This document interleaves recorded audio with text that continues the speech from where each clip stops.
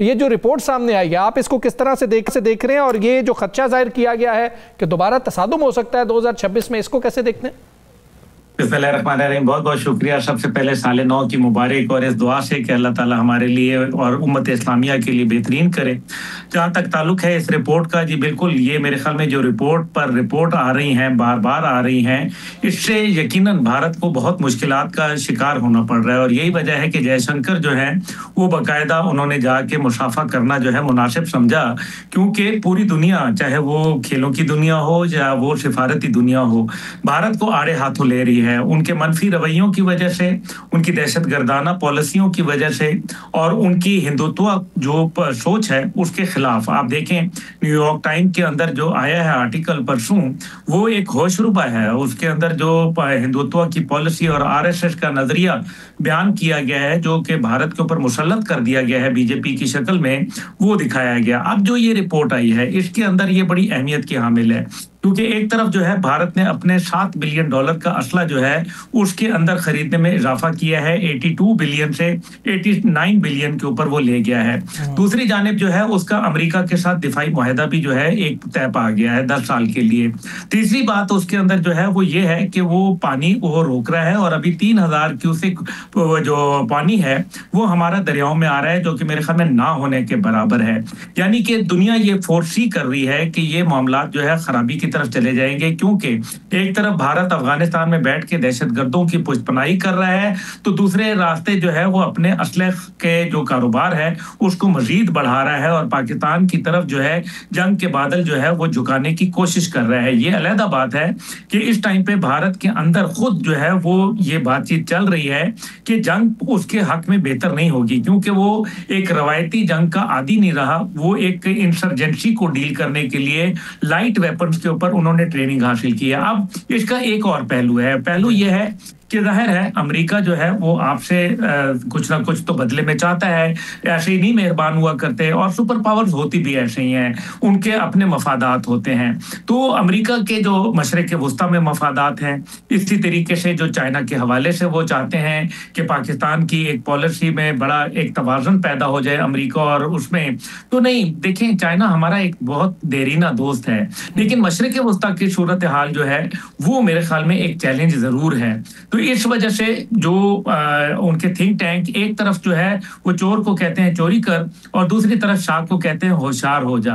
तो वो एक तरफ पाकिस्तान पे ये खतरा भी डाल रहे हैं, और खुद जो अभी उनकी नई एक और रिपोर्ट आई है उनके थिंक टैंक की, वो ये कहती है कि पाकिस्तान जो है उसके साथ जो अमेरिका के ताल्लुकात हैं वो इस बात पे मुनसर होंगे कि अगर पाकिस्तान वो तमाम चीजें जो है कंप्लायंस है, जो उनकी डिमांड्स हैं या जो उनकी एक्सपेक्टेशंस हैं, अगर उनके ऊपर वो पूरा उतरेगा तो फिर पाकिस्तान और अमेरिका के खारजा ताल्लुकात से और स्ट्रेटेजिक ताल्लुकात में इजाफा हो सकता है।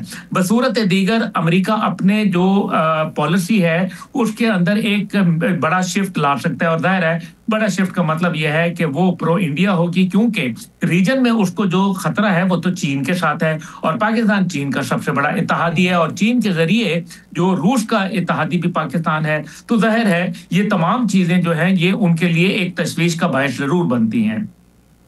अच्छा अब्दुल्ला साहब, ये तो बताएं मुझे, आपने ये सारा बिल्कुल सामने रख दिया, हमारे हुक्मरानों को भी इस मामले में इल्म होगा, लाजमी बात है, ये सारी चीज़ें सामने होंगी। अगर खुदा न खास्ता आने वाले दिनों में ऐसी सूरत हाल होती है तो फिर आप क्या देख रहे हैं? अमेरिका खुल के उनके साथ खड़ा होगा या हमारे साथ खड़ा होगा? और ख़ित्ते में कौन कौन से ममालिक ओपन होकर इस दफ़ा हमारे साथ खड़े होंगे? राना साहब, बहुत अच्छा सवाल आपने पूछा है, एज ऑलवेज। देखिए, पहली बात यह है कि भारत के साथ वो खुल के खड़ा हो गया है हमारे सिर्फ ज़बानी कलामी तारीफ की है। मैक्सिमम जो उन्होंने किया है वो $600 मिलियन प्लस दिए हैं F-16 की अपग्रेडेशन के लिए, जो प्रेसलर अमेंडमेंट के बाद उन्होंने रोक लिया था। एक्चुअली वो इस बात पे गिल्टी हैं, उनको ये पैसे ऑलरेडी अदा करने चाहिए थे जो उन्होंने नहीं दिए थे। लेकिन जो $700 मिलियन जो कोएलिशन सपोर्ट फंड था, जो दहशतगर्दी के खिलाफ हमने जंग में अफगानिस्तान के जब अमेरिका वहां मौजूद था, तो वो हमने हमने स्पेंड कर दिया था, वो पैसा हमें आज तक रिसीव नहीं हुआ।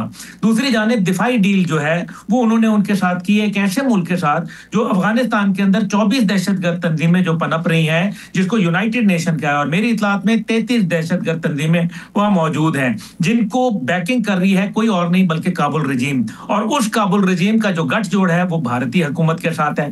भारत एक तरफ जो है एक्सपोर्ट करता है टेररिज्म कनाडा में, ऑस्ट्रेलिया में, बांग्लादेश के अंदर, पाकिस्तान में, लेकिन उसको कोई पूछने वाला नहीं है। और उनके साथ दिफाई मुआहदात होते हैं, उनके साथ जो है बड़े अच्छे ताल्लुकात चलते हैं। लेकिन इस सब के बाद मैं ये समझता हूं कि कौन कौन मुल्क खड़ा होगा आपके साथ। देखें, ये बात तो हकीकत है कि कुछ अरसे से चाइना जो है वो कुछ मेरे ख्याल में एक कदम पीछे खिंचा हुआ मुझे महसूस हो रहा है। राना साहब, आपको भी इस चीज का बखूबी अंदाजा है।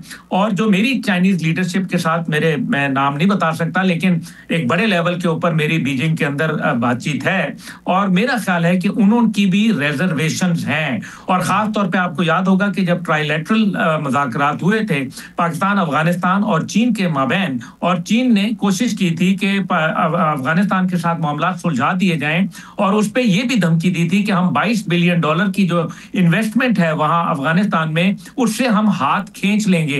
लेकिन फिर वो खामोश हो गए। फिर यही तो जो एक मीटिंग थी वो आपको याद है कि अफगानिस्तान के साथ हमारी रूस में भी तय पाई थी, जिसमें चीन था, पाकिस्तान था, रूस था, ईरान था और खुद अफगानिस्तान था। लेकिन उससे अगले दिन जो है वो अफगानिस्तान से हमला हो गया था पाकिस्तान पे। ऐसी सूरत हाल के अंदर चीन जो है मुझे आपके साथ खड़ा होते हुए ज्यादा मजबूती से नजर नहीं आता। और हाँ, दिफाई जो मुआहिदा हमने सऊदी अरब के साथ किया है, देखिए सऊदी अरब के जो मुआशी एक मरासिम है और बहुत मजबूत मरासिम है हिंदुस्तान के साथ, और बहुत सारे लोग उनके वहां एम्प्लॉयज हैं जो मुसलमान भी तो है ना, तो वो सऊदी अरब में काम कर रहे हैं। तो मेरा नहीं ख्याल के बराह रास्त, क्योंकि अभी तक जो पाक सऊदिया जो डिफेंस और स्ट्रेटेजिक मुआहिदा है उसकी जो शराइत हैं, उसकी जो डिटेल्स हैं वो हमारे सामने अभी आ नहीं सकी, तो इसलिए कबल अज वक्त है कुछ भी कहना इस हवाले से। जी साकिब साहब, ये बताइएगा अब्दुल्ला गुल साहब, ये जो आपने पाक अफगान ताल्लुकात पे भी बात की, तो क्या इस वक्त भी, क्योंकि दोहा में भी हुआ, फिर उसके बाद इस्तांबुल में भी बैठक हुई, कोशिशें बहुत हुई कि पाकिस्तान और अफ़गानिस्तान के दरमियान चीज़ें जो है वो तय हो जाएं, लेकिन जो इतलात आई कि अफ़गान रजीम जो है कोई तहरीरी मुआहिदा करने के लिए तैयार नहीं थी कि वो अपनी ज़मीन इस्तेमाल नहीं करने देंगे। इस वक्त जब हम बात कर रहे हैं तो क्या बिहाइंड द सीन कुछ चीज़ें, कोशिशें चल रही हैं? मैं अफ़गान रजीम के कुछ वज़रा के उनके बयान पढ़ रहा था कि उनका जो लहजा है अब तब्दील शुदा नज़र आता है हमें, और वो पाकिस्तान के साथ चीज़ें आगे बढ़ाना चाहते हैं। जी, मिनिस्ट्री ऑफ इंटीरियर जो है, मिनिस्टर ऑफ इंटीरियर, उनकी जानिब से एक अच्छी बातचीत आई, और आपको याद है कि कुछ अर्सा कबल वो नाराज होकर जो है वो यूएई भी चले गए थे, और उसके बाद फिर वो वापस आ गए। लेकिन इस सब सूरत हाल के अंदर जाहिर है पाकिस्तान की जो बैकडोर कोशिशें हैं वो भी चल रही हैं। लेकिन याद रखिए कि रूस का जो है वो बाकायदा एक उन्होंने तस्लीम किया हुआ है अफगानिस्तान को, और जाहिर है उनका इंटरेस्ट मौजूद है। दूसरी जानिब चाइना का और रूस का एक आपको मालूम है कि उनका बड़ा अखट है, और चाइना जो है वो भी वहां मौजूद है। इस सूरत के हाल के अंदर जो इस टाइम पे वहां ETIM के जरिए हमले करवाए गए ताजिकिस्तान के अंदर, ये यकीनन वाखान कॉरिडोर से चाइना के लिए एक बहुत बड़ा जो है वो खतरा बन के उभर रहा है, और ETIM को चाइना बहुत सीरियस लेता है। दूसरी जानिब UIM है जो उज्बेकिस्तान के अंदर हमले कर रही है, और तीसरी जानिब जो है वो जैश अदल जो है वो ईरान के अंदर हमले कर रही है। इस टाइम पे मेरे ख्याल में जो खड़ा होने वाला मुल्क है आपके साथ वो ईरान खड़ा होगा। इस टाइम पे जो चाइना की सपोर्ट भी आपको इंशाल्लाह जरूर मिलेगी।